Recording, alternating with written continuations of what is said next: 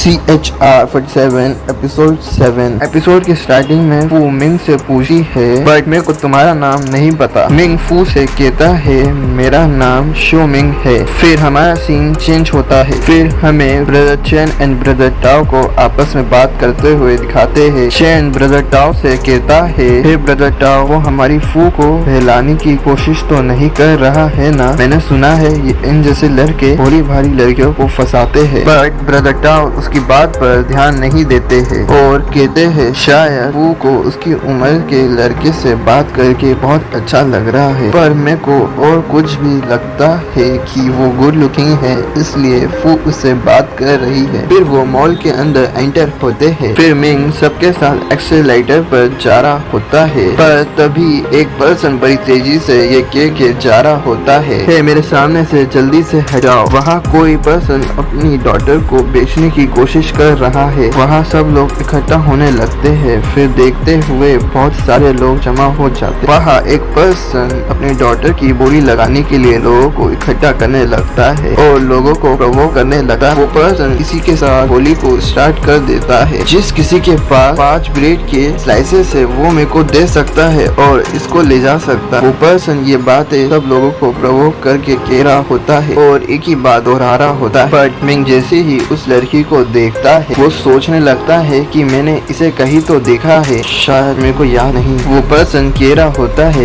ये एक सुपरस्टार है, क्या आप जानते हैं इसका नाम लिंग क्विंग है? हाँ, ये वही सुपरस्टार है जो हर एक युवा अपने बेट पे देखना चाहता है। वो पर्सन इस तरह लोगों को प्रोवोक कर रहा होता है। हाँ, तुमने सही सुना, सिर्फ 5 ब्रेड के स्लाइसेस के बदले में। जरा सोचो इसके बारे में। वो और भी तेजी से लोगों को चिल्ला चिल्ला कर ये कह रहा होता है। उसकी बेटी ये सुन के रोने लगती है कि उसके डैड उसको सेल कर देंगे। वो अपने डैड के हाथ को खींच कर बोलती है कि डैड मेरे को सेल नहीं करो, मैं तुम्हारी बेटी हूँ, अगर आप उतनी ही भूख लगी है तो आप मेरे हिस्से में से भी खा सकते हो, मुझे खाने की जरूरत नहीं है, पर मुझे बेचो मत, डैड हम एक परिवार है। तभी उसके डैड उसको एक जोर का मारते हैं और जिसकी वजह से वो जमीन में गिर जाती है और उसके डैड कहते हैं कि तुम एक इडियट बनना बंद करो, मैं हम दोनों की जान बचा रहा हूँ, तुम्हें बेचकर तुम उनके साथ जिंदा रह सकती हो। लियांग की हमारे पास खाने के लिए कुछ नहीं है और मेरी बात ध्यान से सुनो, हम एक परिवार नहीं है अब से, और मेरे को अब तुम्हारी बिल्कुल परवाह नहीं है, अब तुम भोला बनना बंद करो, ये हम दोनों के लिए अच्छा है। लियांग की ये सुन के रोने लगती है। फिर वो पर्सन सब लोगों से कहने लगता है कि उस लड़की की बात मत सुनो, मैं उस फैमिली और इस परिवार का मुखिया हूँ, इसलिए मैं ये फैसले ले सकता हूँ। फिर जैसे ही मिंग ये बात सुनता है वो आगे बढ़ने लगता है। वैसे ही कैप्टन उसको पीछे खींच लेते हैं और कहते हैं कि पागल मत बनो,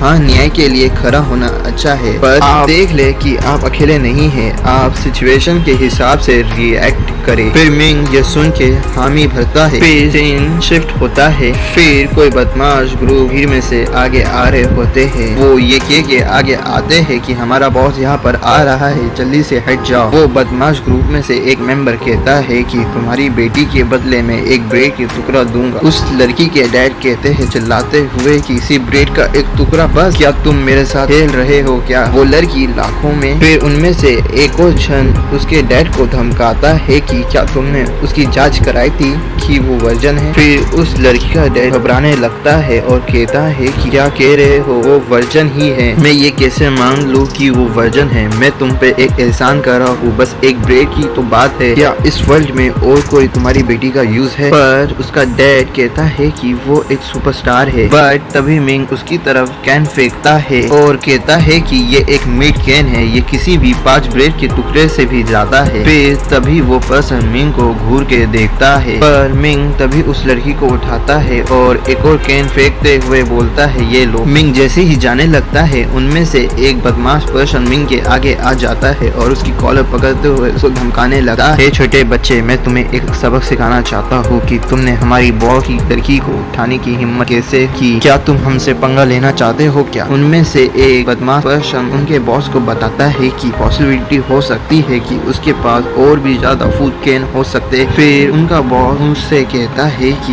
ये अच्छा प्लान है। फिर तभी उनका बॉस वो टोपी वाले पर्सन को इशारा करता है कि मिंग को सबक सिखाए। तभी वो पर्सन मिंग को पंच मारने आता है। तभी कैप्टन उस टोपी वाले पर्सन पर गन पॉइंट कर देते।